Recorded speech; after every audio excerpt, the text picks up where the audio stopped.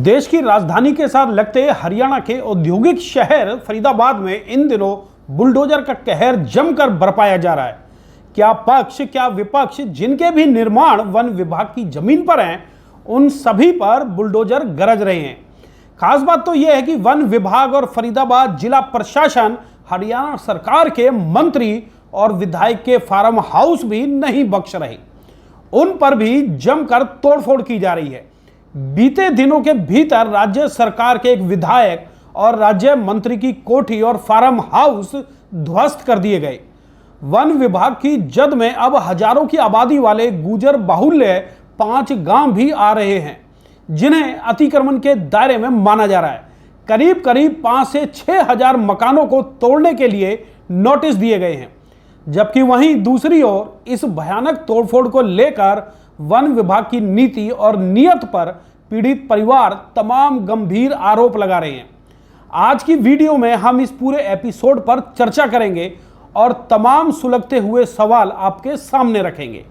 हम सरकार से भी उम्मीद करेंगे कि वो इन सवालों का जवाब दे। दोस्तों नमस्कार, मैं हूं संजय कपूर और आप देख रहे हैं सिटी मेल न्यूज। आपको बता दें कि वन विभाग ने फरीदाबाद के सूरजकुंड इलाके में बसे 5 प्राचीन गांवों में हजारों घरों को तोड़ने का नोटिस जारी किया है। इन गांवों में रहने वाले लोग इस कार्रवाई से हैरान और परेशान हैं। पीड़ित परिवार वन विभाग द्वारा बताई गई जमीन को अपनी पुश्तैनी मलकियत बता रहे हैं। हैरत की बात है कि वन विभाग जिसे अपनी भूमि बताकर तोड़फोड़ कर रहा है, वहां अधिकांश लोगों के पास जमीनों की अपनी रजिस्ट्री भी है। अब बड़ा सवाल यह है कि जब यह जमीन वन विभाग की है और वहां धारा 4 लागू है, तो फिर जिला प्रशासन और तहसील विभाग ने सूरजकुंड रोड पर तमाम जमीनों की खरीद फरोख्त और रजिस्ट्री को रोका क्यों नहीं? वन विभाग के अधिकारी सोते रहे और उनकी जमीन की सेल परचेज होती रही। रजिस्ट्री का खेल धड़ल्ले से चलता रहा। सुलगता हुआ सवाल तो यह भी है कि बिना वन विभाग की मर्जी के न केवल जमीनों की खरीद फरोख्त भी हो गई, बल्कि तमाम रजिस्ट्रियां भी कर दी गई। इनके साथ साथ एक फार्म हाउस के मालिक को एनओसी तक जारी कर दी गई। अब यह खेल कैसे और क्यों हुआ, शायद यह किसी को बताने की जरूरत नहीं। इससे भी बड़ी बात यह है कि पिछले कई सालों से फरीदाबाद के लोग सूरजकुंड रोड पर हर 6 महीने के बाद फार्म हाउस, वेंकट हॉल और मैरिज गार्डन पर तोड़फोड़ का तमाशा देखता है। इसके बाद फिर से वहां अवैध निर्माण होने लगते हैं। आखिर यह कैसे होता है और इस पर किसी अधिकारी की जवाबदेही और जिम्मेदारी तय क्यों नहीं होती? वन विभाग और राज्य सरकार हर 6 महीने बाद सुप्रीम कोर्ट में इन अवैध निर्माणों को लेकर जवाब दायर करने से पहले जमकर तोड़फोड़ का खेल खेलता है। लेकिन हैरानी की बात है कि जिन अधिकारियों ने वन विभाग की जमीन की रजिस्ट्री की, एनओसी दी या फिर उनके संरक्षण में निर्माण हुए, उन पर कार्रवाई क्यों नहीं की जाती? यह अपने आप में बड़ा सवाल है। तोड़फोड़ के नाम पर करोड़ों रुपए का नुकसान कर एक पक्ष को ही सजा क्यों दी जाती है? दोषी अधिकारी अच्छा खासा माल बटोर कर हर बार बचकर निकल जाते हैं। आखिर सुप्रीम कोर्ट ऐसे अधिकारियों की जवाबदेही और जिम्मेदारी तय क्यों नहीं करता? जिन अधिकारियों के कार्यकाल में ये निर्माण होते हैं, खरीद फरोख्त की जाती है और वहां की रजिस्ट्री भी हो जाती है, उनके खिलाफ कानूनी कार्रवाई क्यों नहीं की जाती?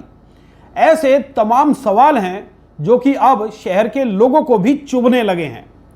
हाल फिलहाल बीते दिनों के अंदर समाल खां से बीजेपी विधायक मनमोहन बड़ाना और उनके पिता पूर्व मंत्री करतार बड़ाना के फार्म हाउस को तहस नहस कर दिया गया। ठीक इसी तरह से राज्य मंत्री राजेश नागर के एक समर्थक की कोठी को ढाने की भी खूब चर्चाएं हैं। अब खबर तो यह भी है कि अनंगपुर, लकड़पुर, मेवला महाराजपुर और अनखीर जैसे गुर्जर समुदाय के प्राचीन गांव भी वन विभाग के निशाने पर हैं। इन गांवों में करीब 5000 से भी अधिक घरों को अतिक्रमण के नाम पर नोटिस दिए गए हैं। इन सभी को 15 दिन की मोहलत दी गई है। इस तोड़फोड़ के नाम पर शहर में दहशत का माहौल है। पीड़ित लोगों की नींद हराम है और फार्म हाउस, मैरिज गार्डन तथा बैंकेट हॉल वालों पर भी खतरा गहराता जा रहा है।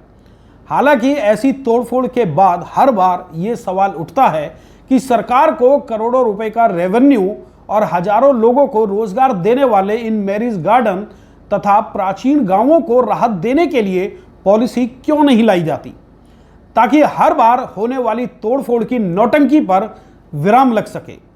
दोस्तों, वन विभाग की जमीन पर खरीद फरोख्त, रजिस्ट्री और निर्माण करवाने वाले अधिकारियों पर भी क्या कार्रवाई होनी चाहिए?